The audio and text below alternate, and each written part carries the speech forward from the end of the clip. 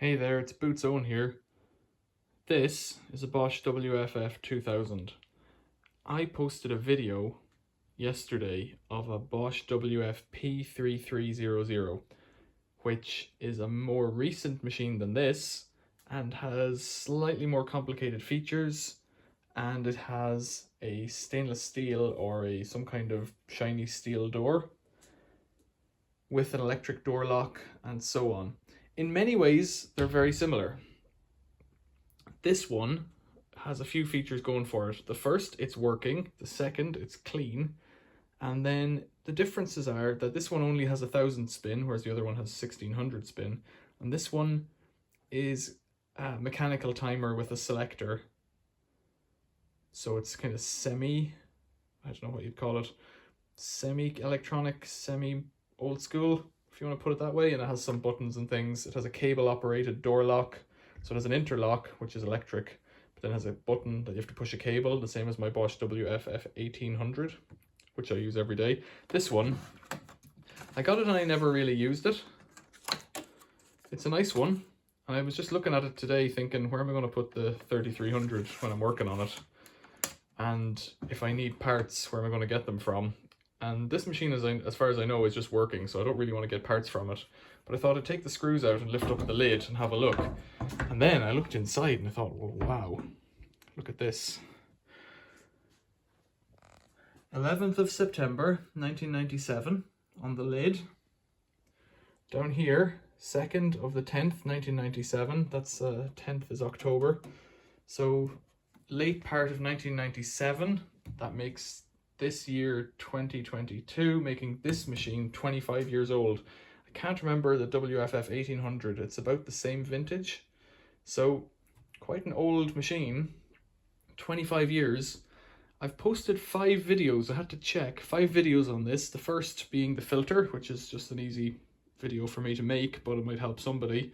Then there was 4 test wash and repair videos seeing if the machine worked. Can't remember where I got this. I have a feeling I paid money for it. I think I might have bought this machine and a WTA 2000. Maybe not. I can't remember. But I might have bought the WTA 2000 from somebody, I think, who had a farm down in Cheshire, if I remember. And they were building houses and stuff and just wanted to get rid of things and move things around. And so it had been stored in a shipping container, obviously used very well or very carefully, or not used much at all, basically, because once I took the top off, I looked into it and thought, well, there's some wipe marks there, which were probably me. The error that was on it was a pump issue, where the pump wasn't turning properly and pumping out, and I tested it on the bench and ultimately replacing the pump fixed it, so presumably that'll work. I think it had a 3 light flashing error on the pre-wash light, which I think is pump. But just have a quick look at this, right? So setting aside the video yesterday, which was the WFP 3300, set aside the fact that it is not working and not particularly clean, just have a look in here. It's lovely. It's really lovely. As a washing machine goes. It's a bit dusty. It's not even that dusty. A bit of dust in there. Hot and cold fill. Metal drum or tub, metal tub, concrete ballast on the front. Cast iron spider bearing holder thing on the back. A machined aluminium pulley there. Pressure switch with 1997 on it as well. And then this electromechanical timer thing. So this knob here and these knobs here, there's a PCB in here which goes through these brown cables to here on this PCB, which is a semi-motor control timer control PCB thing. So it's electromechanical ACO 513005. You can just about see that in there, and there's some more codes on it there.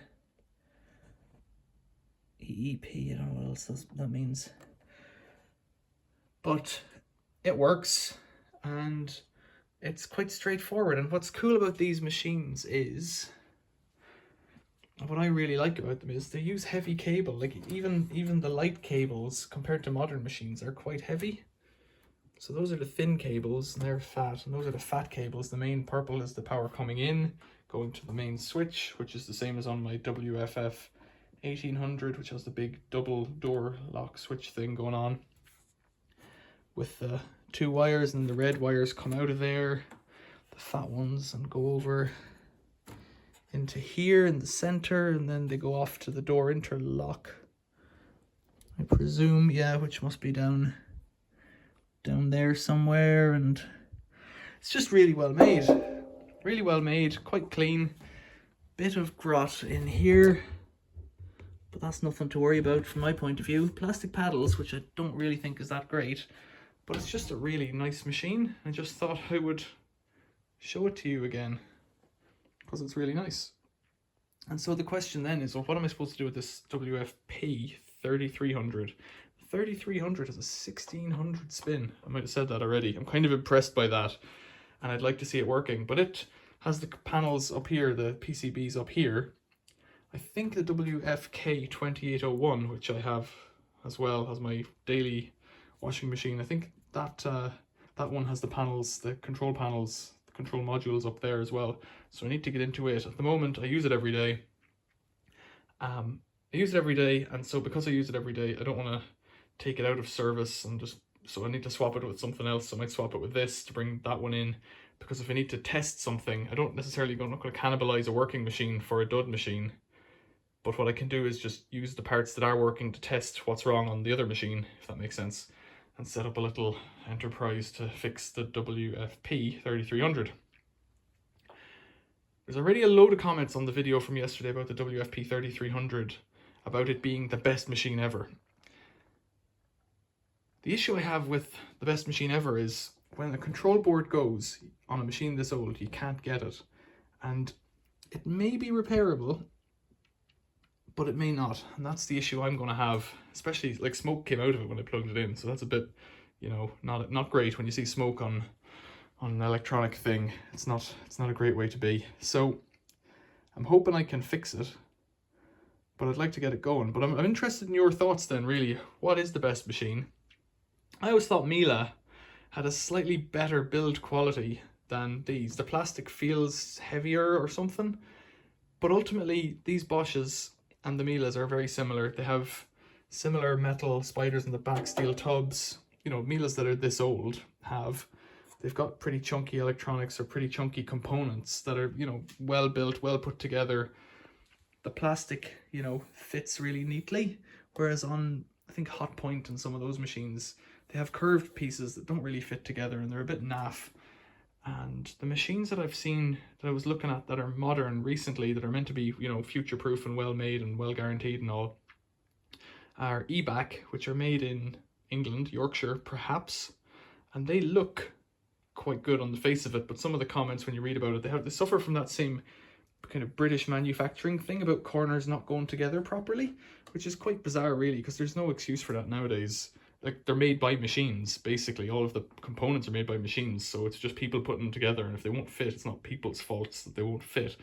But it's cosmetic, you know, and check out the EBAC machines. I'm not telling you they're good or anything, but have a look at them, because they have got some serious warranties. You know, basically, if anything goes wrong for the first number of years, they'll sort it out. But they're expensive compared to the cheapest machine. They're not expensive compared to Miele nowadays. So what I'm ultimately getting at, I've asked a load of questions already in this video. WFK,